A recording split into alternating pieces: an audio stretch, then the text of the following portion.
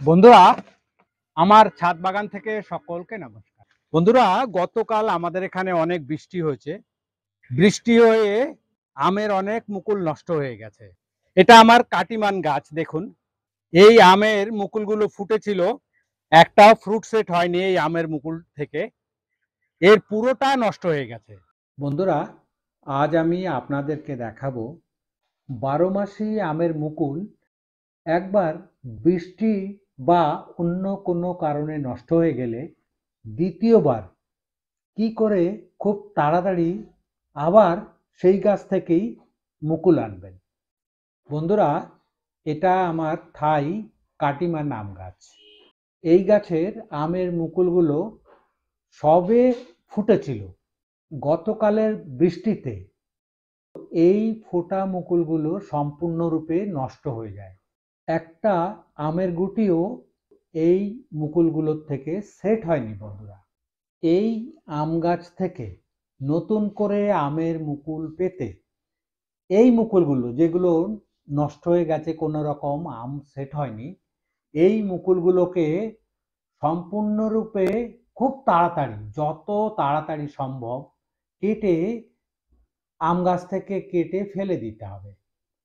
আম গাছ থেকে কেটে ফেলে দিয়ে এই ডালগুলোকে কোনো একটা ফাঙ্গিসাইড অথবা অ্যালোভেরা জেল লাগিয়ে দিতে হবে, যাতে এই ডালগুলো শুকিয়ে না যায়। সম্পূর্ণ ডাল কাটা হয়ে গেলে 4 দিন পচানো খোলে জলের সঙ্গে 10 গ্রাম 10-26-26 সেই খোলের জলে মিশিয়ে এই গাছের গোড়ায় প্রয়োগ করে দিন। এর ঠিক 1 সপ্তাহ পর অনুখাদ্য হিউমিনল গোল্ড 1 ml 1 লিটার জলে গুলে গাছ ভিজিয়ে স্প্রে করে দিন। কিছুটা জল যেন মাটিতেও পড়ে সেটা খেয়াল রাখবেন। এই স্প্রের 15 দিন পর এই সেম স্প্রে আবার রিপিট করুন। এই খাবার, এই সর্ষের খোল এবং অনুখাদ্য গাছকে আবার মুকুল আনতে সাহায্য করবে। বন্ধুরা, একটা কথা মনে রাখবেন, কাটিমান কিন্তু বছরে 3 থেকে 4 বার ফলন দেয়।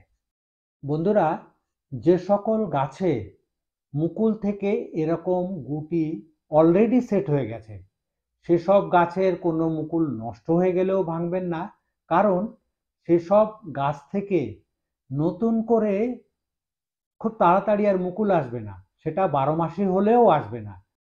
এসব গাছের আমের মুকুল ভেঙে দিলে নতুন পাতা বেরিয়ে যাবে। বন্ধুরা, আমি যে কথাগুলো বললাম সেগুলো কেবলমাত্র যে সকল আম গাছে বছরে 2 থেকে 3 বার ফলন হয় সেগুলোর ক্ষেত্রেই প্রযোজ্য। যেমন কাটিমান, কানন ভোগ, বাড়ি 11 এসব গাছে 2 থেকে 3 বার আম হয় প্রত্যেক বছর।